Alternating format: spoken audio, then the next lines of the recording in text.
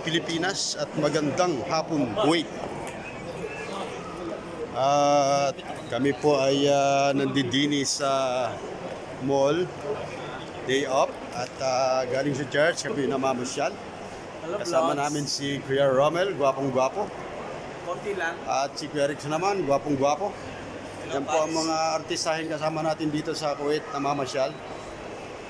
Pinagkakaguluhan sila ng mga tao. So, ayan, namimili ng kanilang magustuhan. So, kaya maraming salamat sa inyong mga suporta. At kung kayo po hindi pa nakaka-subscribe sa ating OFW Life Mendoza channel, paki-press bell all lamang po, bell all notification para updated kayo sa ating mga videos. Maraming salamat at pagpalain kayo ng ating Panginoon.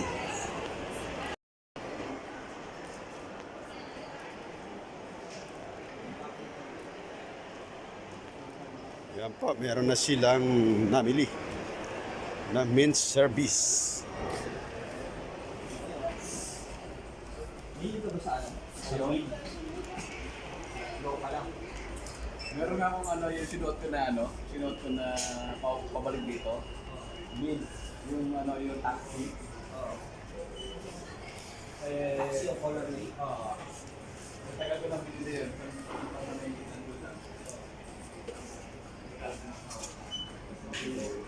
Sabi ko, iiwan ko na para sa ano na tao naman.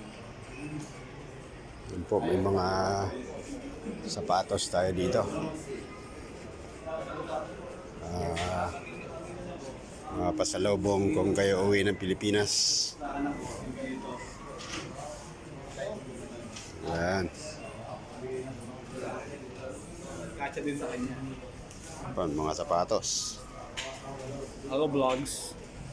Ayan, ang ating Kuya Romel, number 1 customer ng mga sapatos dito. Tsaka si Kuya Rickson. Mga original na sapatos. Doon sa meron. Ito kaya maganda ito. 79 pa rin. Oh. Ayoko nung ganong colorway, yung kulay puti. Ayan, puti. Ay, gusto mo yung green para yung nakita natin ng nakaraan. Yung olive, pwede rin yan.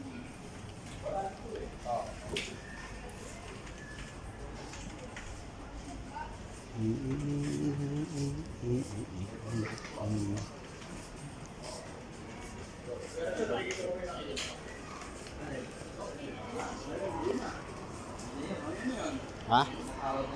Ayun yung tawag na let's go. Saan dyan, Kuya? Ikaw naman ang Kaya. Ito daw, may nakikita dito sila Kuya Romel at si Kuya Rickson. Banda dito, banda sa may McDo, burger, Pampa Energy. Dito po ang aming laging tagpuan.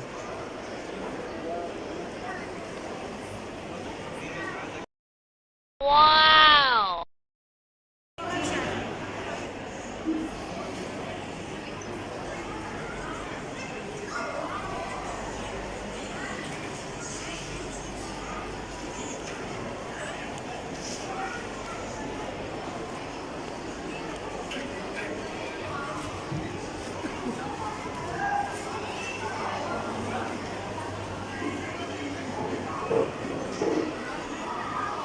Saan tayo, Kuya? Dito?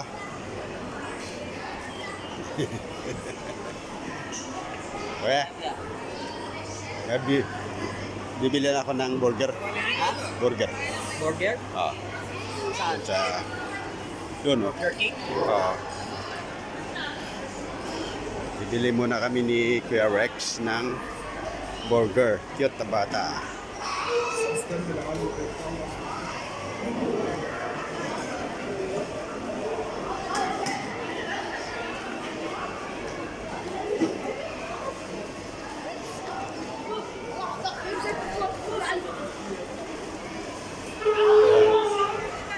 Ito yung Burger King.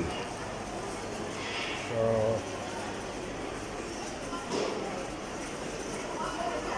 Good afternoon, te. Burger. Kabayan?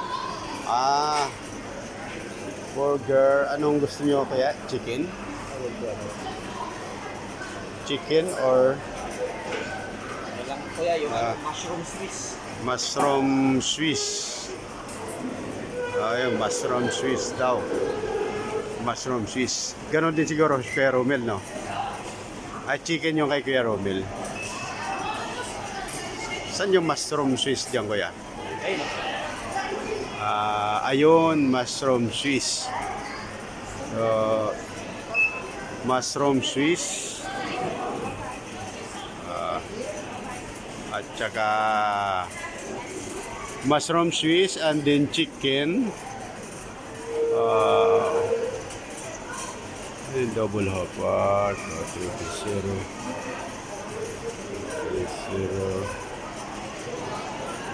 1.5 150. Chicken ma'am, 2 piece, number 8, chicken royal. Drink cola? Yes, this one. Yeah, drink cola. Yes. And then, And one mushroom and Swiss. also cola. Drink, anong kuya ang drink na gusto niyo?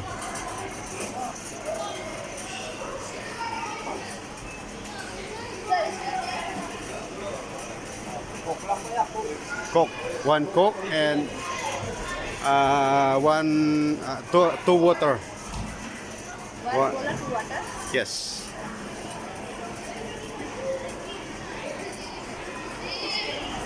Sorry? 6 dinaro ba? Okay.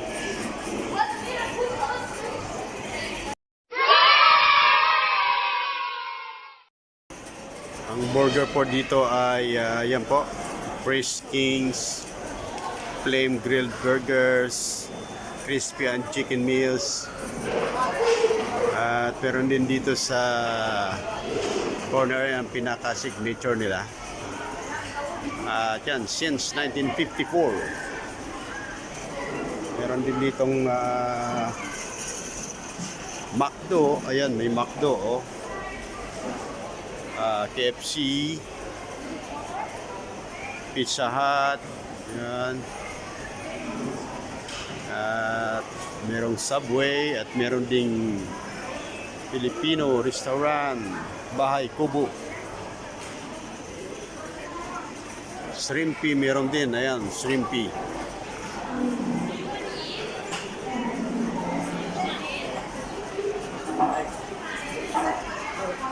Yun po, nagluluto sila.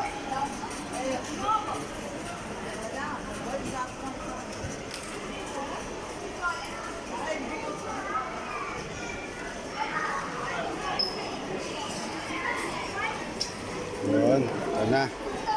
Ito ng ano na main area na.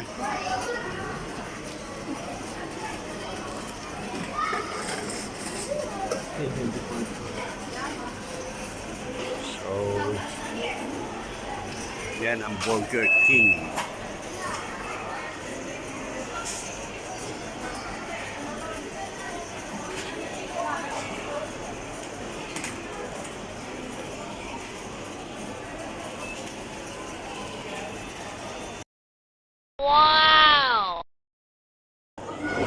Hindi tayo kita. Kaya kita. Dito po konti yan. Yung kita si kuya. Hindi, okay lang. Kayo na lang. Ayan. Kain mo na. Kasi ngayon, bumili ako ng isa. French fries. Maganda nga yung nangyari. Burger with French fries. Yung sa lipat ko, meron silang kinuha ng isa. Tapos ang kalimbahin nila, may binibenta. Siguro hindi talaga para sa akin kasi medyo mahal. Magkano? 900,000 down payment pa lang. Kasi nga buo na yung bahay. May bahay na. Oo, buo na. Ay, mamahal pag may property. Buo na yung bahay. Siguro hindi talaga para sa akin. Rickson. Pero kung ang down payment nun is 400 lang, tapos 1 year to pay, kaya. Kaya. Pwede kong pwede kong tulugan. Kaya lang medyo mag-isip ako. Siguro nasa almost 5M na. Burger. 5M? Pero ang lupa ko nasa 102, 107, mga ganun. Square meter. Oo, medyo malaki na rin. Single na sa rin. Pero nung nakakuha, naghanap ako. Nung nakita ako, kaya lang dinidevelop pa lang. Kasi talagang wala pang bahay. Nung nakatayo. Yung bago pa lang nakatayo.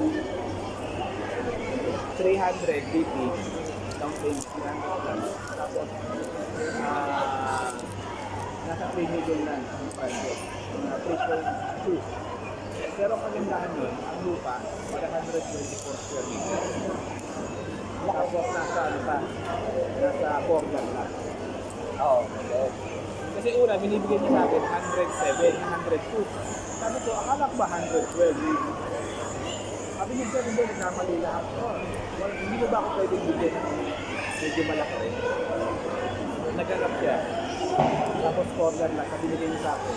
Ayun nga, yung 124. Ang diferensya lang kasi 40,000. Hinarap ko na rin, di ba? 102 tapos 124, 40,000 lang ang difference. Eh, ang ano Sarap. doon, ano rin yun, hindi ko man tirahan, investment. Malaki value ng lupa. Oo, investment. Ayaw ng mga anak Saan ko. ko kuya? Sa Tanawan? Hindi, sa Santo Tomas. Sa Santo Tomas? Ano yun? Bali, may SM na doon. Tapos yung magiging sabi ng ng agent. Ayan ba yung kauna-unahang bayan ng Ah. Batangas galing Metro Manila o galing Laguna? Santo Tomas, di ba? Ang magiging mangyayari. Ay, yung katabi ng San Pablo. San Pablo City. Pagpasok mo, Kalamba. Oo. Di ba, Kalamba, tapos sa Santo Tomas, tapos sumapunta ng San Pablo. Ayun, magandang ano talaga. Ayaw ng mga anak ko. Kasi nga nakita nila. Kasi talagang, meron ako na Ay, maganda sa probinsya kuya kasi mura materials.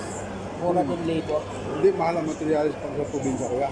Ang ganun? murang materialis sa Kwan, sa Manila. Ah, ganun ba? Hindi ko alam. Alam ko mas mura din. Ang buhangin doon ang mura. Buhangin sa gravel. Pero yung mga bakal, plywood, doble ng presyo kuya. mahal. Mahal. Kasi lahat yun, iba, kabiyahe muna mula Manila, going to Romblon, Sibuyan. 3 isla yung dadaanan niya.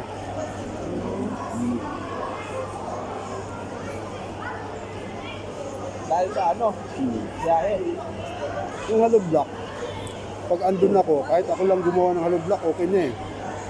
Kasi ang buhangin doon, mura. Gravel, mura. So, ang mga baka lang doon, mga materials, yun ang mga mahal. Mga plywood, gano'n, mga pako, flying wire. Ito pa, Ayan pa, ganun pa lang. Nag-develop pa rin talaga. Ito. Sabi ng anak ko, Daddy, ayaw ko dyan. Ayaw nila. Sabi ko, anak, hindi ba naman natin titirahan agad-agad ko? Kasi ang kagandahan dito, wala pa akong pera. Wala akong yung sinasabi yung sa hipag ko. Kung 400, pwede. Pero kung 900, inipit ko, nasa urin ko. Mag-negative ako. Pero nung mabayad ako ng isang gamit ko. Siyempre, may expenses pa ako. Mag-negative ako. Kung babayaran ng 6 ka, kasi pinababayaran ng 6 ka, 900. Mag-negative. Hindi mo kaya yung bibigyan. Hindi ko lang mahihirapan. So, ayun, nagpunta kami. Hindi mo bibigyan talaga ko. Kasi in 2 years, nakita ko, in 2 years, mababayaran ko siya. Kaya, sabi ko nga sa agent, kung pwede kong bayaran ng 1 year, yung down payment para mapag-rent ako, di ba? Dinidevelop pa lang. Sabi niya, hindi sir, mga by 2026 pa talaga. 2026 pa. Oo, so ibig sabihin, 2026, Malaki na value na kuya. oo, ibig sabihin, bayad ko na yon, may ipon pa rin ako. Sabi ko, in 2 years na to, makakaipon pa rin ako. Investment talaga. Oo. So, ibig sabihin, kung meron akong gustong mapagawa ko sa bahay, makakaibon ako. Diba? And then at the same time, kung gusto kong ibenta na ano, kasi tumataas na yung value mo. Pwede ko na yun. Diba? Ano maganda? Sabi ko, pwede na Sa condo ko, ayaw mo mag-invest. parang hindi ko ano yun. Masyadong condo. Alam mo yung kasamahan ko, bumili ng condo sa Makati. 2 condo. Ano? Kaanuan lang. First, isang floor at saka sa taas niya. Parallel. Ang bili niya nasa 7 million. Tapos ang presyo na daw ngayon nasa 20 million na. Oo, malakas ang Tapos ang monthly niya kuya, 60,000. Tapos ngayon, ang mali niya, hindi na pinaupahan. Oh. Sabi ko sa kanya, dapat pinaupahan mo. O para may ano ka, may balik ka. May return of investment ka.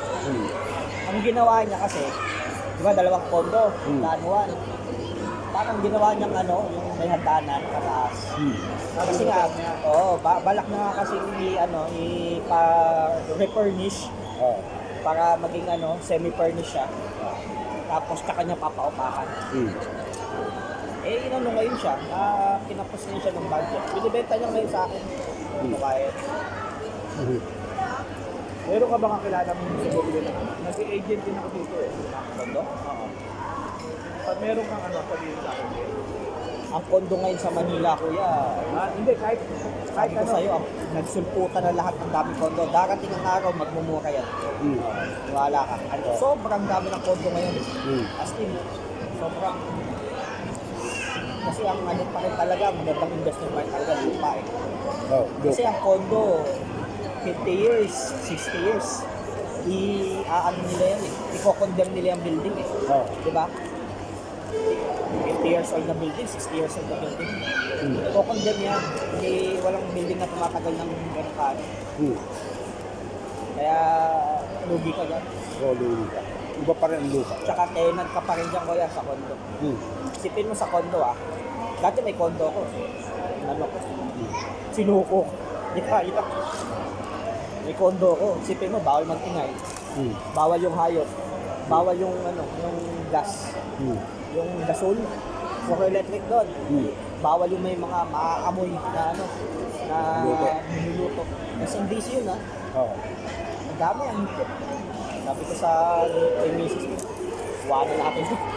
Ilang buwan na kami, hinayaan ko na. Pero, kahit pa paano, di na rin ako nang hinaya kasi wala ang dami rin umalis eh.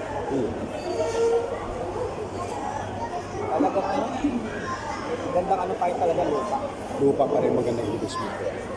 Kasi ang lupa, magmamahal sa uli. Gusto mo ibenta. Ang ko lang, kumuha ko ng farm lot. 600 square meter sa Cagayan. Farm lot.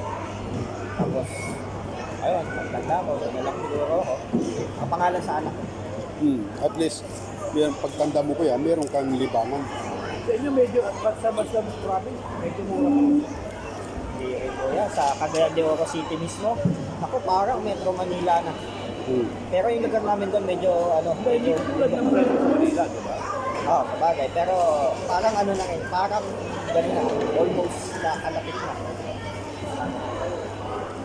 Sa amin nga kuya sa Taguig, 2 million, galit na lupa. Lupa pa lang Kaya ako,